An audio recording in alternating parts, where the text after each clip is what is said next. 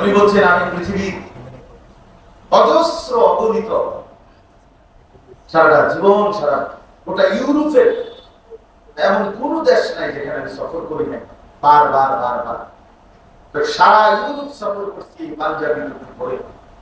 তো উনি বলছেন ইউরোপের বহু বিমানবন্দরে ইমিগ্রেশনে আমার দেশি শার্ট প্যান্ট স্যুট পরা, দাড়ি শেভ করা, এরকম বহু লোককে ঘন্টার পর ঘন্টা ইমিগ্রেশনে চেকিং এর কারণে দাঁড় করায় রাখছে, কিন্তু আমার কোথাও পৃথিবী কোনোবারে একবারের জন্য আটকায় নাই। কারণ আমার পরিচয় মুসলমান, আমার লেবাস চেহারা বোঝাবে মুসলমান, আমার পরিচয়ে আর আমার শরীরে গঠনে মিলছে, এই জন্য আমার আর কোথাও কি করে নাই আটকায়।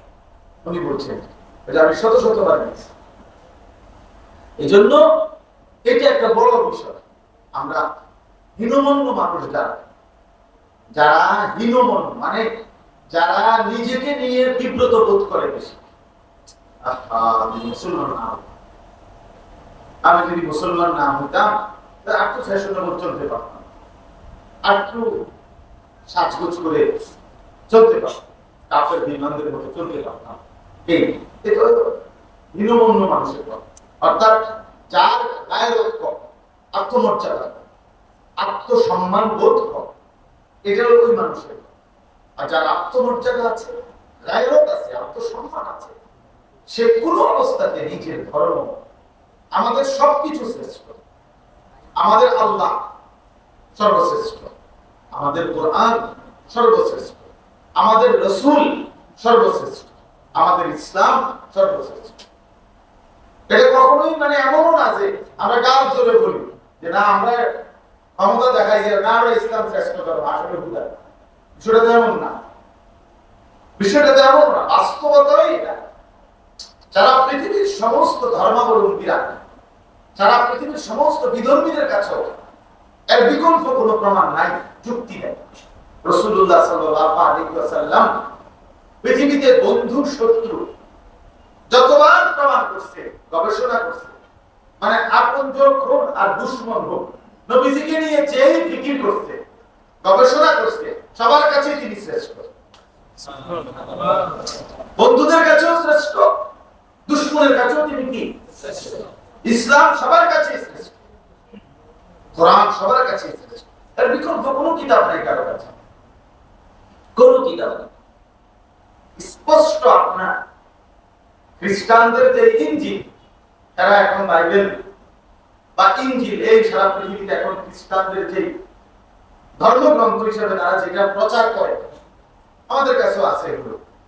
তো এখানে তাদের এখানে লেখা আছে যে এইটার মূল লেখক কে, তাদের জানা না। ঈসা আলাইহিস সালামের উপরে নাযিলকৃত ইনজিল, যেটা আল্লাহ তাআলা নাযিল করেছেন, ওইটার কোন নাম নিশানা সার্থক মানিত্য নয় কারো কাছে, বেশ কোন কাফের ইহুদি খ্রিস্টান তাদের কাছে নেই। একটা বলে যে জাদুঘরে পুরাতন একটা কপি আছে 1000 বছর আগে, এমন এতটা ফালতু একটা,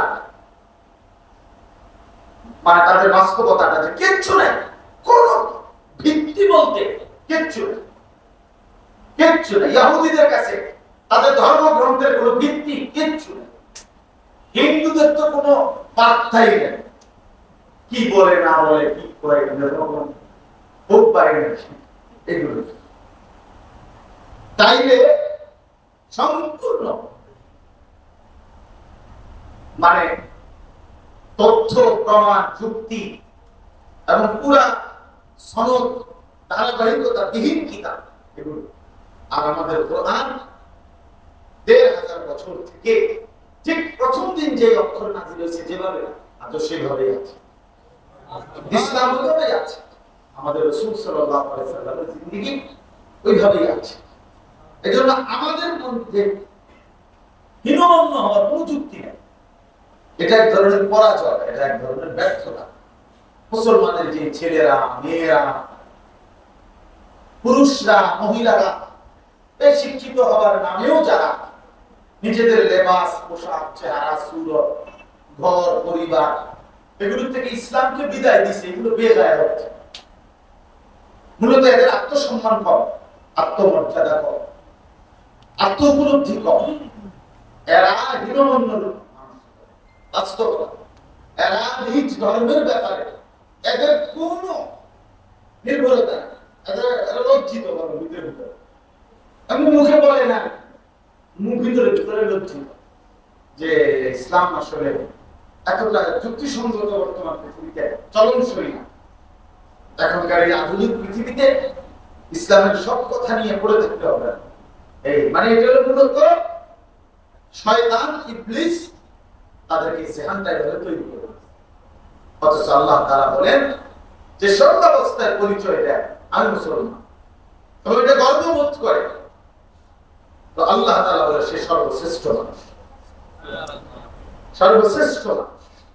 আল্লাহ তাআলা আমাদেরকে বোঝার তৌফিক দান করেন। আমিন। আপনারা এই কয়েকজন শুনেন, এটাই বুঝে নেন ইসলাম কোন যুক্তিতে, আপনি ভেবে দেখেন, পড়ে দেখেন, গবেষণা করে দেখেন যে ইসলামের একটা বিষয়, চুল, দাড়ি, লেবাস, পোশাক, চলাফেরা, আচার আচরণ, লেনদেন, কোন কিছুই যুক্তি, বাস্তবতা, পারিপার্শ্বিকতা, পৃথিবীর বর্তমান অবস্থা কোন কিছুর সাথে সাংঘর্ষিক এমন কিছু না। একটা আল্লাহ তাআলা কোরআনে কারীমে বলেছেন ফিতরাতাল্লাহিল্লাতী ফাতারান নাস আলাইহা। আল্লাহ তাআলা বলেন মানুষকে আল্লাহ তাআলা আল্লাহর দ্বীন মানার পূর্ণ যোগ্যতা দিয়ে এই শারীরিক গঠন এভাবে আল্লাহ তাআলা বানিয়েছেন। লোকটা নামাজ পড়তে পারবে, এজন্য তাকে আল্লাহ এভাবে বানিয়েছেন। সে যাকাত দিতে পারবে, সে রোজা রাখতে পারবে, সে হজ করতে পারবে, সে আল্লাহর ইবাদতের প্রত্যেকটা হুকুম পালন করতে পারবে। এই রকম যোগ্যতা দিয়ে আল্লাহ তাআলা মানুষকে সৃষ্টি করেছে, মানুষকে সৃষ্টি করেছে। এক মহিলা পর্দা করতে পারবে, যত গরম হোক, আরো তীব্র গরম হইল মহিলা বোরখা পরতে পারবে। আল্লাহ তাআলা ওই রকম শরীরের গঠন করে, ওই রকম শরীরের যোগ্যতা দিয়ে নারীকে বানিয়েছে। এটা ফিতরাত, এটা স্বভাবজাত যোগ্যতা। আল্লাহ তাআলা বলেন লা তাবদীলা লিখালকিল্লাহ। আল্লাহ তাআলা কোন বান্দার মধ্যে যে সৃষ্টিগত যোগ্যতা দিবেন, এটা মৃত্যু পর্যন্ত সরান না, সরায় না, এই যোগ্যতাটা সরে যায় না। একটা মহিলা 70 বছর হইলে আর বোরকা পিনতে পারে না এমন নেই। একটা পুরুষ 90 বছর হইলে আর সিজদা দিতে পারে না এমন। আল্লাহকে মানার যোগ্যতা, আল্লাহর ইবাদত করার যোগ্যতা আল্লাহ তাআলা তার বান্দা থেকে কখনোই সরিয়ে ফেলে না। এটা থাকেই তার মধ্যে সৃষ্টিগত যোগ্যতা। যালিকা দ্বীনুল কাইয়্যিম। আল্লাহ তাআলা বলেন এটা অকাট্য বিধান, চূড়ান্ত বিধান। এজন্য ভাই আমার, আল্লাহকে মানা চাই, ইসলামকে গ্রহণ করা চাই। রাসূলুল্লাহ সাল্লাল্লাহু আলাইহি ওয়াসাল্লাম বলেছেন তিনটি জিনিসে যে সন্তুষ্ট সে পূর্ণাঙ্গ। এক, আল্লাহ আমার রব, এই কথার উপরে যে খুশি। ইসলাম আমার ধর্ম, এই কথার উপরে যে খুশি। মুহাম্মদ সাল্লাল্লাহু আলাইহি ওয়াসাল্লাম আমার রাসূল, এই কথার উপরে যে খুশি। সে পূর্ণাঙ্গ মানুষ, সে পূর্ণাঙ্গ। রাদিতু বিল্লাহি রাব্বা ওয়া বিল ইসলামি দীনা ওয়া বি মুহাম্মাদিন সাল্লাল্লাহু আলাইহি ওয়াসাল্লাম নবিয়্যান ওয়া রাসূলা। আল্লাহ আমার রব, ইসলাম আমার ধর্ম, মুহাম্মদ সাল্লাল্লাহু আলাইহি ওয়াসাল্লাম আমার রাসূল। এর চেয়ে বড় পাওয়ার কি? চেয়ে বড় কিছু আর না। রাসূলুল্লাহ সাল্লাল্লাহু আলাইহি ওয়াসাল্লামের সমকক্ষ চেহারায়, সুরতে, আখলাকে, বিচক্ষণতায়, বুদ্ধিমত্তায়, প্রজ্ঞায়, জ্ঞানে, গরিমায় কাছাকাছি এমন ইসলামের চাইতে তুলনা করবে ইহুদিদের ধর্ম, খ্রিস্টানদের ধর্ম, হিন্দুদের ধর্ম, বৌদ্ধদের ধর্ম, বর্তমান পৃথিবীতে যত ধর্ম আছে, তাদের যত ধর্মগ্রন্থ আছে, একটাও কোরআনুল কারীমের একটি শব্দের সাথে তুলনার যোগ্য না। তুলনার যোগ্যই না, এদের যোগ্যতাই না। বড় সব সময় ওরা লুকায়, লুকায়। আমরা উত্তরবঙ্গ গেছি, চিল্লার সফরে আমাদের বাংলাদেশে উত্তরবঙ্গে দিনাজপুর, ওইখানে খ্রিস্টান মিশনারিরা ইউরোপ থেকে এসে ওইখানে মুসলমানদেরকে ধর্মান্তরিত করার, খ্রিস্টান বানানোর ষড়যন্ত্র করছে, করে প্রচার করে। তো ওইখানে মুসলমানদেরকে বলে ওরা যে আমরা হলাম ঈসাই মুসলমান। এরা বলে ঈসাই মুসলমান, মানে ঈসা নবীর অনুসারী মুসলমান। এরা বুঝে মুসলমান না বললে কথাটা খাওয়াই দেখতো না। এমন বেঈমান, এমন মুনাফিক, এমন মিথ্যাবাদী। তার মানে ইসলামের সামনে বিকল্প কিছু দাঁড় করাবার যোগ্যতা কারো কাছে নেই। কোরআনের সামনে বিকল্প কোনো কিছু দাঁড় করাবার যোগ্যতা কারো কাছে নেই। আমাদের প্রিয় নবী সাল্লাল্লাহু আলাইহি ওয়াসাল্লামের শ্রেষ্ঠত্বের সামনে দাঁড় করাবার মতো কিছু নাই। জন্য সাহাবায়ে কেরাম এটা বুঝছে। সাহাবায়ে কেরাম কলিজা দিয়া নিজের আল্লাহ রাসূল সাল্লাল্লাহু আলাইহি ওয়াসাল্লামকে ভালোবাসছে, গ্রহণ করে নিয়েছে, কদম কদম অনুসরণ করছে। নবীর জন্য পাগল তারা ছিল, পাগল। ওরা বুঝছে তিনি আল্লাহর শ্রেষ্ঠতম মানব। এজন্য সাহাবায়ে কেরামের এক একজনের দিলে রাসূলুল্লাহ সাল্লাল্লাহু আলাইহি ওয়াসাল্লামের ভালোবাসা ছিল পাগলতা, বেখারা, বেচাই ভালোবাসা ছিল। চলেন এই আয়াত শুনি, তাইও দেখবেন ভালোবাসা কাকে বলে, নবীর প্রতি মহব্বত কি সাহাবীদের ছিল। 5 নম্বর পারা 4 নম্বর সূরা, সূরা নিসা। এই সূরার 69 নম্বর আয়াত আমি তেলাওয়াত করেছি গতকালকের আগের দিন শনিবার চাঁদপুর হাজীগঞ্জের পরে বাকিলা ফুলছুমা একটা জায়গা, আমাদের বাংলাদেশের একজন বড় বুজুর্গ, শ্রেষ্ঠতম বুজুর্গদের একজন, বহুত বড় আল্লাহ ওয়ালা, আধ্যাত্মিক সাধক, আলেম দ্বীন, শেখুল হাদিস, পীরে কামেল আল্লামা মুফতি আবু সাঈদ দামাত বারাকাতুহু আলিয়া হযরতের মাসিক ইসলাহি মজলিসে বয়ান শুনতে গেছিলাম। মাগরিব থেকে এশা আমি বয়ান শুনেছিলাম, হযরতের পুরো বয়ান। যে এই বয়ানে হযরত বাংলাদেশের শত শত হাজার হাজার আলেম ওনার হাতে বায়াত, নামুল সাধারণ মানুষ তো আছে, মানে আলেমে আছে হাজার। তো উনি এই আয়াতটা বয়ান করছেন, সেটাই আপনাদেরকে শোনাইতেছি। সূরা নিসার 69 নম্বর আয়াত। এই আয়াতের একটা ছোট্ট প্রেক্ষাপট আছে, শানে নুজুল বলে আর কেন এই আয়াত নাযিল হলো, তাইলে আয়াতটা বুঝতে সুবিধা হবে। রাসূলুল্লাহ সাল্লাল্লাহু আলাইহি ওয়াসাল্লামের কাছে একদিন একজন হাবশী, নবীজির সাহাবী, হাবশী সাহাবী। হাবশী মানে যারা একদম নিগ্রু, কালো, ভীষণ কালো, হাবাশা। হযরত বেলাল রাদিয়াল্লাহু তাআলা আনহু যে দেশে, আবিসিনিয়া, এখনকার মানচিত্রে বলে ইথিওপিয়া, এই আফ্রিকার একদম কালো, কুচকুচে কালো চেহারা, নিগ্রু মানুষ। উনি রাসূলুল্লাহ সাল্লাল্লাহু আলাইহি ওয়াসাল্লামের সাহাবী, সহজ সরল মানুষ। একদিন নবী সাল্লাল্লাহু আলাইহি ওয়াসাল্লামের সামনে এসে বসছে, সবসময় আসা যাওয়া করে। তার মধ্যে একদিন বসে নবীজিকে বলতেছি, ইয়া রাসূলুল্লাহ, আমার একটু একান্ত কথা ছিল। বলে বল।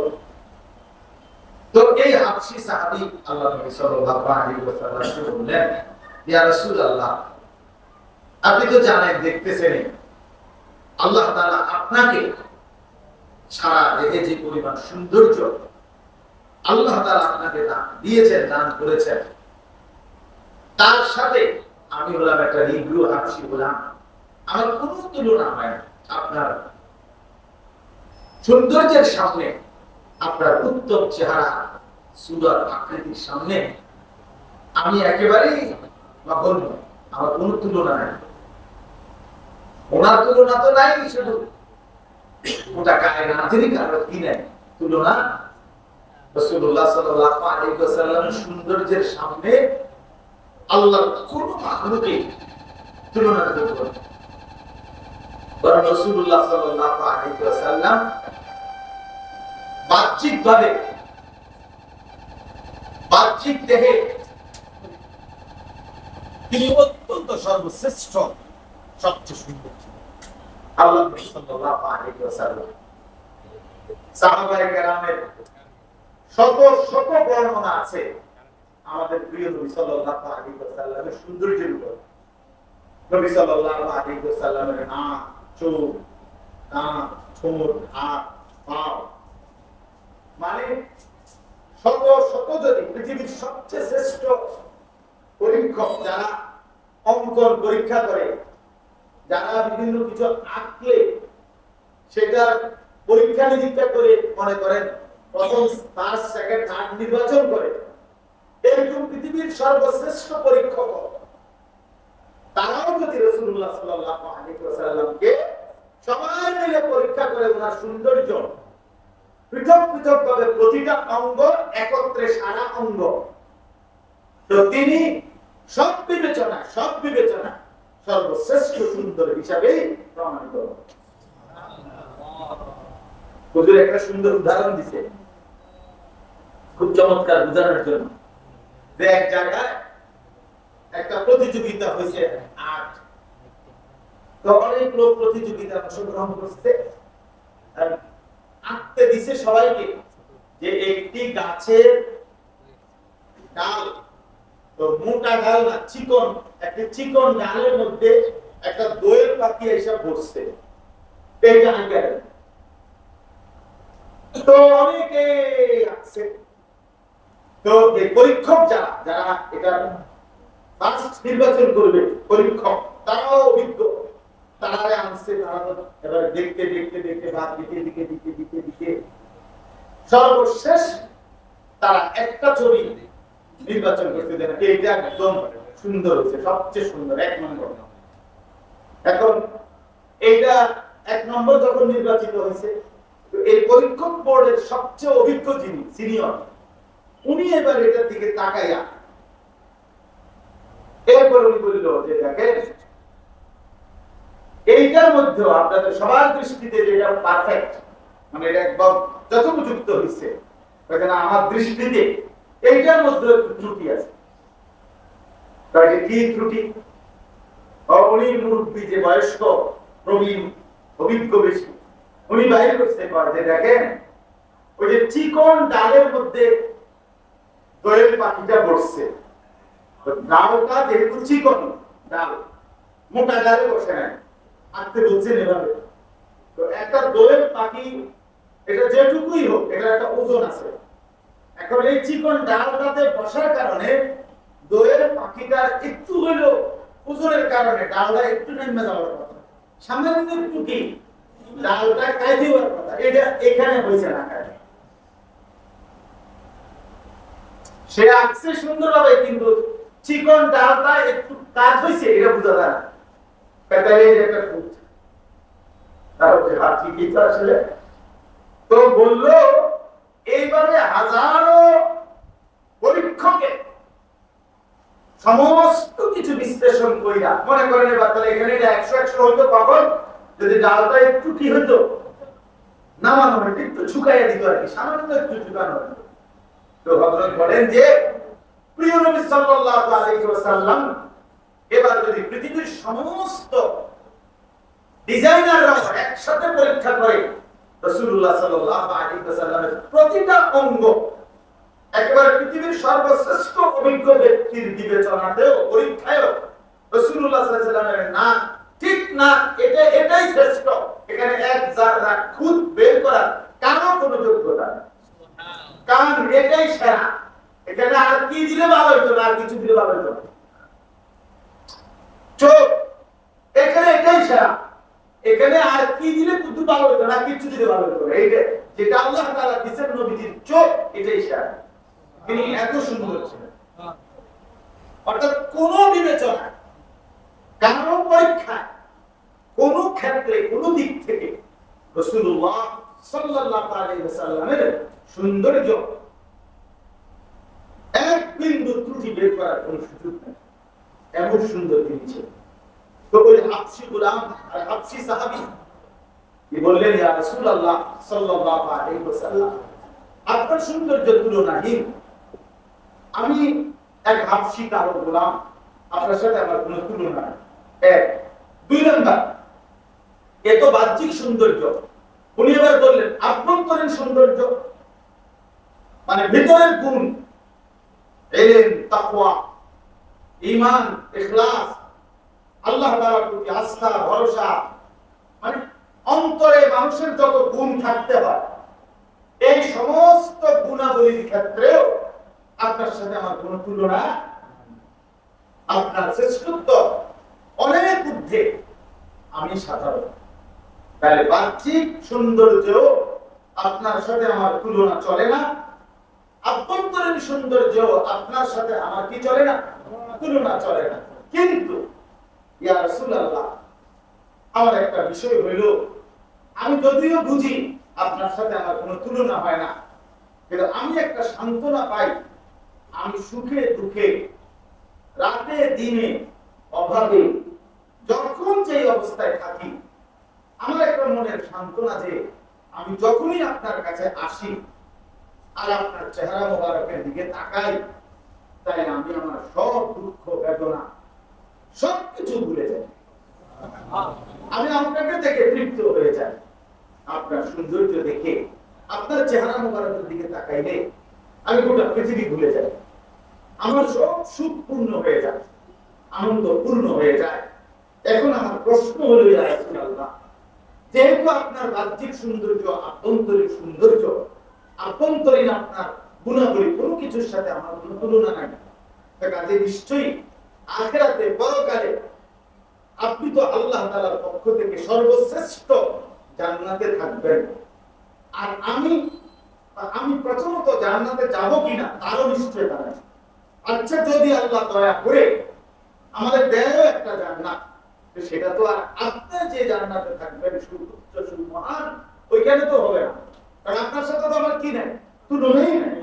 আমাদের দিবে হয়তো একটা জান্নাতে, কিন্তু আমি এই যে আমার এই দুনিয়ার জীবনে, দুনিয়ার হায়াতে আপনাকে দেখে যে আমি নয়ন জুড়াই, চোখ জুড়াই, দিল ঠান্ডা করি, তো ইয়া রাসূলুল্লাহ, আমার এখন প্রশ্ন হলো, আমার আপনার কাছে জানার বিষয় হলো, আমি যদি হাসরের ময়দানে জান্নাতের মধ্যে, আমরা যে জান্নাতেই তো, আমি যদি আপনারে না দেখি, তাইলে তো আমার ওই জান্নাতটাও আমার কাছে আরামদায়ক মনে হবে না। তখন আমি কেমনে থাকবো, এইটা আমি জানতে। আল্লাহ নবী সাল্লাল্লাহু আলাইহি ওয়াসাল্লাম চুপ হয়ে গেলেন। নবী সাল্লাল্লাহু আলাইহি ওয়াসাল্লামের চেহারা মোবারক থেকে ঘাম ঝরতেছিল। সাহাবীরা পুচ্ছেন, আল্লাহ নবী সাল্লাল্লাহু আলাইহি ওয়াসাল্লামের উপরে জিবরাইল আসছে, মানে ওহী নাযিল হচ্ছে। জিবরাইল ওহী নাযিল করলেন, আল্লাহ তাআলা জবাব দিলেন। আর জিবরাইল চলে যাওয়ার পরে আল্লাহ নবী সাল্লাল্লাহু আলাইহি ওয়াসাল্লাম ওই সাহাবীকে ওই প্রশ্নের জবাবে এই আয়াত শুনেন। কোন আয়াত? এই 69 নম্বর আয়াত। কি শুনালেন? আল্লাহ তাআলা বললেন, বন্ধু বলেন আপনার সাথে থাকার ব্যবস্থা, আপনাদের দেখার ব্যবস্থা, আসলে ময়দানে জান্নাতে আপনার সাথে থাকার ব্যবস্থা। আল্লাহ তাআলা বলেন, আপনি শুধু বলে দেন দুই শর্ত, আমার ইউতিল্লাহ ওয়া রাসূল, বলে দেন শুধু সে না, কিয়ামত পর্যন্ত যত বান্দা ঈমানদার আল্লাহ এবং রাসূলের আনুগত্য করবে, আল্লাহ এবং রাসূলের পূর্ণ আনুগত্য করবে, অনুসরণ করবে, রাসূলের সুন্নাতের পাবন্দি করবে, নবীজির এক এক সুন্নাত ধরে ধরে পালন করবে, আল্লাহর হুকুমের পাবন্দি করবে।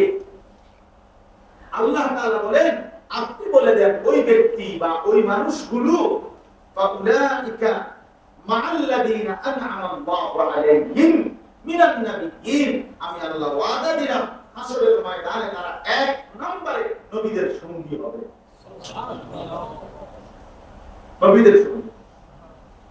আর মানে আপনার সাথে থাকবে, আপনাকে পুরো অনুসরণ করছে, আমি আল্লাহর হুকুমের পুরো আনুগত্য করেছে, জীবনে কখনোই আপনার নাফরমানি, আমি আল্লাহর নাফরমানি করে নাই, চেষ্টা করছে আপনার সুন্নাত, আপনার জিন্দেগি, আপনার অনুসরণ ধরে রাখতে। তো আমি আল্লাহ ওয়াদা দিলাম, পুরস্কার স্বরূপ ওই বান্দা যেমনই হোক, কালো হোক, মৃত্যু হোক, গোলাম হোক, আমি আল্লাহ তাকে আপনার সঙ্গী হিসাবেই রাখবো, এবং সব নবীদের সাথে রাখবো, এবং সিদ্দিকদের সাথে রাখবো। সিদ্দিক হলো সমস্ত নবীর পরে ইমানদারদের মধ্যে, মানে উম্মতের মধ্যে সর্বশ্রেষ্ঠ মর্যাদার অধিকারীকে বলে সিদ্দিক। শহীদের মধ্যে সিদ্দিক মানে নবীর পরে উম্মতের মধ্যে সর্বশ্রেষ্ঠ মানুষকে কি বলে? সিদ্দিক। যেমন আবু বকর সিদ্দিক রাদিয়াল্লাহু তাআলা আনহু। আবু বকর, কোন বুজুর্গরা বলেন, মুহাদ্দিসিন বলেন, সমস্ত সাহাবায়ে কেরাম সিদ্দিকের দরজা। সমস্ত সাহাবীরা কি উম্মতের সর্বশ্রেষ্ঠ মানুষ নবীদের পরে। তো এই সিদ্দিকদের সাথে আমি আল্লাহ তাআলা তাদেরকে রাখবো। শর্ত কি? আল্লাহর আনুগত্য, রাসূলের কি অনুসরণ। অশুহাদা, শহীদদের সাথে রাখবো। অসসালিহিন, আমার নেককার বান্দাদের সাথেই আমি আল্লাহ রাখবো। আল্লাহ বলেন ওয়া হাসুনা উলাইকা রাফিকা। সুবহানাল্লাহ। আল্লাহ তাআলা বলেন, ওরে মজা করে বলতেছে যে তুমি যখন নবীদের সঙ্গী হবা, সিদ্দিকদের সঙ্গী হবা, শহীদদের সঙ্গী হবে, সালেহীন নেককারদের সঙ্গী হবা, বলো না তোর কি চমৎকার তোর বন্ধুরা হবে। তখন বুঝবা এই বন্ধুরা কতটা উত্তম, কতটা উত্তম। কোন মুসলমান কল্পনা করে, আমরাই ভাবি যদি হাসরের ময়দানে দেখি আমার ডানে বামে যারা দাঁড়িয়ে আছে, বসে আছে, এরা কেউ আবু বকর, কেউ ওমর, কেউ উসমান, কেউ আলী, কেউ আব্দুল কাদের জিলানী, কেউ জুনায়েদ বাগদাদি, কেউ বাইজিদ বুস্তামি, কেউ আবু হানিফা, কেউ শাফিঈ, কেউ বুখারী, এরকম বড় বড় আল্লাহর প্রিয় বান্দারা, এরাই আমার পাশে বা আমি তাদের পাশে বসা, তাদের সাথে বসা। আচ্ছা, কতটা মজা হবে, কেমন ভালো লাগবে? আল্লাহ তাআলা বলেন ওয়া হাসুনা উলাইকা রাফিকা। কত না উত্তম, কত না উত্তম তারা বলছে, কত না দামি হবে। আজকে তো দুনিয়ার মধ্যে বেশ কোন নেতার সাথে, কোন ব্যক্তির সাথে একটা ছবি উঠাবার জন্য কি পরিমাণ প্রতিযোগিতা। আবার যখন সময়ের ব্যবধানে পিড়ানোর টাইম হয়, তখন বুঝে ফেলার কি প্রতিযোগিতা। হ্যাঁ, গত 6 মাস আগেও যে ছবি ছিল গর্বের বস্তু, এখন টেনশন হইল এটা নিয়ে পুলিশে দেখতে হবে, অমুক নেতার লগে তমুক নেতার লগে, এটা দেখতে তো এই দুনিয়া, ধোকার এই দুনিয়ায় আসলেই পুরাটাই বরং সঙ্গী হিসাবে, বন্ধু হিসাবে, আপনজন হিসাবে রাসূলগণ, সিদ্দিকগণ, শহীদগণ, আল্লাহর প্রিয় বান্দাগণই উত্তম। আল্লাহ বলেন হাসুনা উলাইকা রাফিকা, তারাই উত্তম, তারাই উত্তম। তো এরপরে মজার কথা শুনে, এই সাহাবী তারে কি শুনলো যে যদি রাসূলুল্লাহ সাল্লাল্লাহু আলাইহি ওয়াসাল্লামের পূর্ণ আনুগত্য করতে পারে তাহলে আখিরাতে নবীজির সঙ্গী হবে।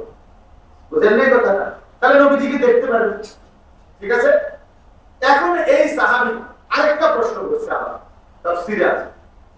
উনি আবার দ্বিতীয় যে প্রশ্নটা করছে, সেই প্রশ্নটা হলো, উনি বললেন ইয়া রাসূলুল্লাহ, আচ্ছা এতটুকু তো পাইলাম যে আপনার আনুগত্য ঠিকমতো করলে আপনারে পাবো, আপনার সঙ্গী হতে পারবো, আপনারে দেখবো, আপনার লগে থাকতে পারবো, কিন্তু এখন আমার প্রশ্ন হলো, আপনি যখন আপনার মহান আল্লাহ রব্বুল আলামিনকে আপনি যখন দেখবেন, অর্থাৎ আপনি যে বিশেষ মর্যাদা সম্মান নিয়ে আল্লাহর পাককে দেখবেন, তখন আমি আপনার সাথে থাকতে পারবো।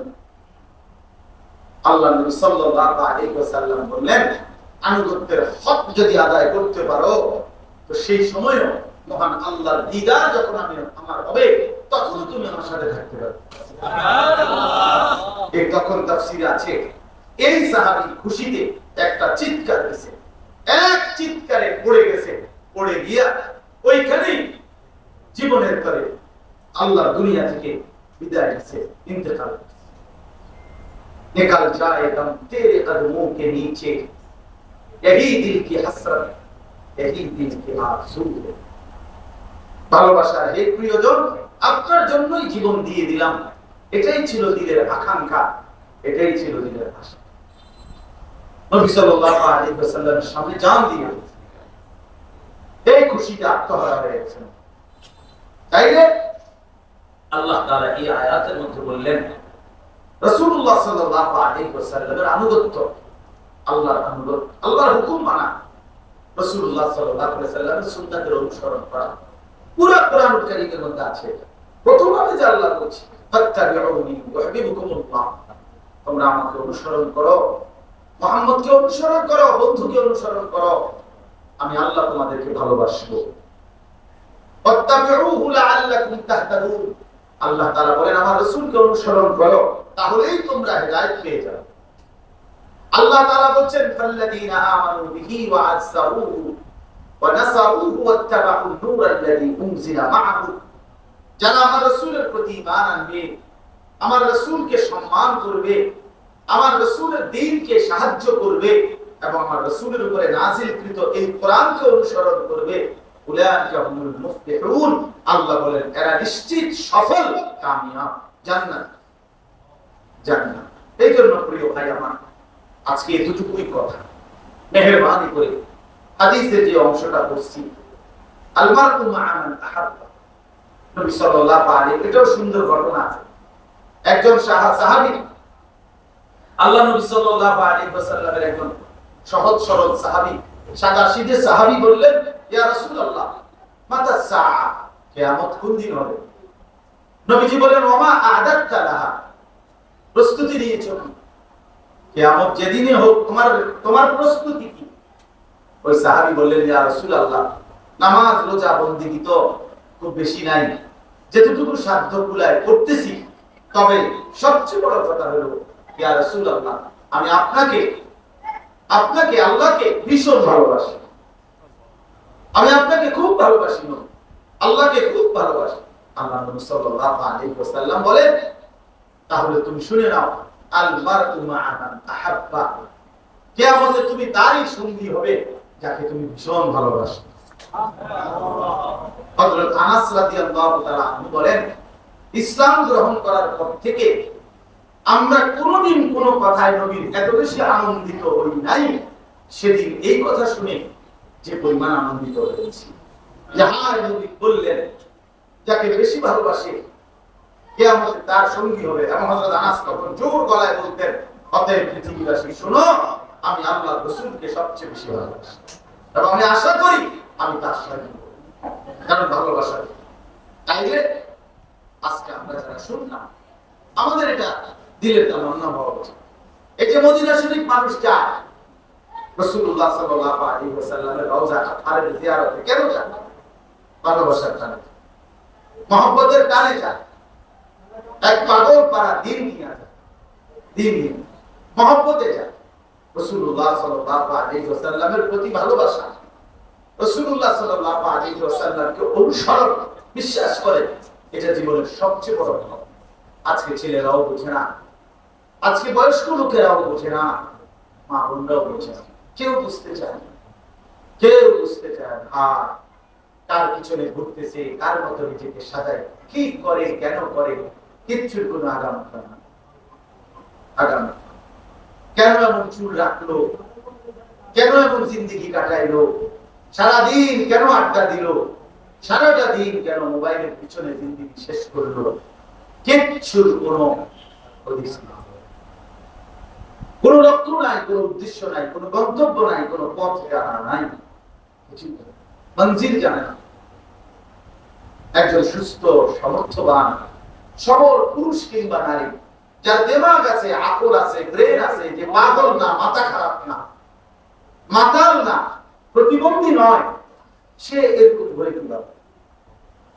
সে এমনটা চলে, দিনের পর দিন নামাজ পড়ে না, মা বোন দিনের পর দিন পর্দা করে না, কি করে, কারে দেখায়, কেন দেখায়, নিজের শরীর, নিজের যৌবন দেখাইয়ে কি হয়? পর পুরুষকে বেপর্দা দেখাইলে হলে অর্জনটা কি অর্জন? সামান্যতম কোনো ভিটামিন, যে ন্যূনতম একটা ভিটামিন অর্জিত হয়, শারীরিক কোন সৌন্দর্য বাড়ে বেপর্দা হইলে, অথবা শরীরের মধ্যে কোনো পুষ্টি বা কিছু হয়, এমন তো কিছু না। আখিরাতের কিছু তো নাই, দুনিয়াবি কি? এই জন্য বা চলেন আজকে আমরা নিয়ত করি, আমরা প্রত্যেকেই এই সাহাবী, উনি জানতে চাইছেন সাদা সিঁড়ি সাহাবী, আল্লাহ তাআলা আয়াত নাযিল করে জানাচ্ছেন, তোমরা যারা যারা আমার ইমানদার বান্দা, আমার রাসূলের অনুসরণের জন্য পূর্ণ চেষ্টা করবা, আমি আল্লাহ ওয়াদা দিলাম আমার রাসূলের সাথেই তোমাদেরকে থাকতে হবে। সুবহানাল্লাহ। তো বলে এত মানুষকে কেমনে থাকতে দিবে? নবীজির অনুসরণ করে কেমনে থাকতে দিবে? আমি হেনে থাকি তো দেখবেন আপনি তখনই তো বুঝবেন। এখন আমরা বুঝার দরকার আপনার আমার আকলের উপরে আখিরাত, আখিরাতের বিষয়টাই হলো না দেখে বিশ্বাস করা, না জানলে সর্বনিম্ন সর্বশেষ সবচেয়ে ছোট জান্নাত আল্লাহ যাকে দিবে তারটাই হবে 10 দুনিয়া বরাবর। সুবহানাল্লাহ। তো আপনি বলে এত বড় এটা দেশে করবে, তো এত বড় এটা দিয়ে করবে কি? যে মানুষটা 10 মাস 9 মাস মায়ের পেটে জরায়ুর একটু ছোট্ট জায়গার মধ্যে ছিল, সে এত বড় দুনিয়ার মধ্যে আছে কিন্তু এত বড় দুনিয়া দিয়ে করবে। আবার সে যখন আখিরাতে যাবে তখন সে বুঝবে যে তার এই আখিরাতের এত বড় জান্নাতটা দরকার। আল্লাহ তাআলা আমাদেরকে তৌফিক দান করেন। আমরা প্রত্যেকে নিয়ত করি, জওয়ানগুলো সবাই আমিও সুন্নাতের পাবন্দি করি। রাসূলুল্লাহ সাল্লাল্লাহু আলাইহি ওয়াসাল্লামের ভালোবাসা অনেক বড় নিয়ামত, অনেক বড় নিয়ামত। কোরআনুল কারীমের মধ্যে আছে, আল্লাহ তাআলা বলছে, বন্ধু ওমা কানা আল্লাহু লিউআযিবাহুম ওয়া আনতা ফীহিম, আপনি আছেন বলেই আপনার উম্মতকে আমি আল্লাহ চূড়ান্ত আযাব দিয়ে ধ্বংস করব না। নূহ আলাইহিস সালাম জীবিত থাকতে ওনার চোখের সামনে ওনার উম্মতকে আল্লাহ তাআলা ধ্বংস করবেন। লূত আলাইহিস সালাম নবী তখন জীবিত, ওনার জাতিকে আল্লাহ তাআলা উল্টায়া জমিন ধ্বংস করবেন। হুদ আলাইহিস সালাম জীবিত, ওনার জাতি কওমে আদকে আল্লাহ তাআলা ঝড় বাতাস দিয়ে ধ্বংস করবেন। শুআয়ব আলাইহিস সালাম জীবিত, আল্লাহ তাআলা উনি থাকতে ওনার জাতিকে ধ্বংস করবেন। হ্যাঁ, তাই এইভাবে বহু নবী আল্লাহ তাআলা ধ্বংস করে দিয়েছে তাদের উম্মতকে। নবী থাকতে আমাদের নবী সাল্লাল্লাহু আলাইহি সাল্লামকে আল্লাহ তাআলা ওয়াদা দিয়েছে, বন্ধু আপনি আছেন বলে আমি ওয়াদা দিলাম আপনার উম্মতকে একসাথে আযাব দিয়ে শেষ করব।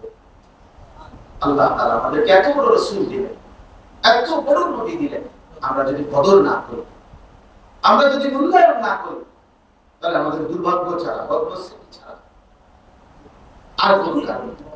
এই জন্য আমরা রাসূলুল্লাহ সাল্লাল্লাহু আলাইহি ওয়াসাল্লামের ভালোবাসা, মহব্বত এবং অনুসরণ, সুন্নাত, এই ছোট ছোট সুন্নাত আছে। বাথরুমে নবী কিভাবে ঢুকতেন, নবীজি টয়লেট বাথরুম থেকে কিভাবে বের হইতেন, খাবারের শুরুতে কিভাবে খাবার শুরু করতেন, খাবার শেষে কি করতেন, হ্যাঁ, বাথরুম, খাবার দাবার, আহার, নিদ্রা, ঘুম, চলাফেরা, মিসওয়াক, দাড়ি, টুপি, পাঞ্জাবি, লেবাস, পোশাক, চলাফেরা, কথাবার্তা, সব ক্ষেত্রে নবীজি সাল্লাল্লাহু আলাইহি ওয়াসাল্লামের সুন্নাত আছে।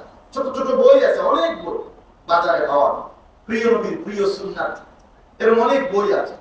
একটু একটু পড়লে, ওলামায়ে কেরাম বলে, এগুলো শুনলে ইনশাআল্লাহ কেউ যদি নিয়ত করে আমি ধীরে ধীরে নিজেকে সাজাবো তবে রাসূলুল্লাহ সাল্লাল্লাহু আলাইহি ওয়াসাল্লামের সুন্নাতের আলোকে, তাইলে সম্ভব, তাইলে সম্ভব।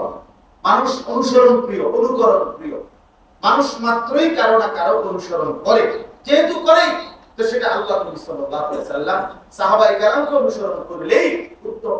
তাহলে আমার দুনিয়াও সুন্দর হবে, আখিরাতও সুন্দর।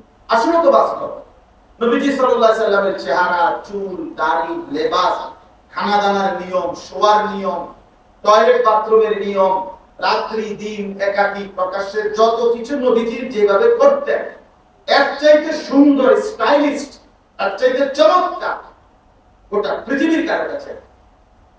তাহলে সবচেয়ে সুন্দর যে মানুষ যেহেতু হতেই চায়, তো সেটা আল্লাহ রাসূল সাল্লাল্লাহু আলাইহি ওয়াসাল্লামের অনুসরণের মাধ্যমে হওয়া সম্ভব। অবশ্য আল্লাহ তাআলা আমাদেরকে তৌফিক দান করেন। এই তারবিয়াতুল উম্মাহ মাদ্রাসা আসলে মূলত আমার আজকে এখন এশার পরে কোম্পানিগঞ্জ বয়ান, এরপরে আবার নবীনগর বয়ান। তো একটু সময় ছিল, তো যেহেতু হাফেজ বদিউজ্জামান নজরুল বিশেষ করে বলছে যে এই কদ্দুর সময় যে দূর হয় একটু বলে দেবেন আমরা, ঠিক আছে আমি এক্ষুনি আবার চলে যাইতে হবে। সেই জন্য এইটুকু কথা, আল্লাহ নবী সাল্লাল্লাহু আলাইহি ওয়াসাল্লামকে ভালোবাসেন, অনুসরণ করেন, সুন্নাতের ইত্তেবা করেন। আল্লাহ তাআলা এই মাদ্রাসাটিকে কবুল করে নেন, উপযুক্ত ছাত্র শিক্ষক আল্লাহ তাআলা মিলায়া দেন। আপনারাও আমার জন্য দোয়া করবেন, আমিও আপনাদের জন্য দোয়া করব। আমার মাদ্রাসায় আগামী শনিবার, এই সামনের শনিবার 12 তারিখ মাসিক ইসলাহি মাহফিল, আসরের নামাজ থেকে এশা পর্যন্ত আমার শায়েখ আরিফ বিল্লাহ হাকিমুন নাফস আল্লামা মুফতি মুশতাকুর নবী কাসিমি হুজুর ইনশাআল্লাহ বয়ান করবে, আমরাও থাকবো। আপনাদের সুযোগ থাকলে যাই। 12 তারিখ আগামী শনিবার আমাদের মাদ্রাসা ক্যান্টনমেন্ট ময়নামতি সাহেবের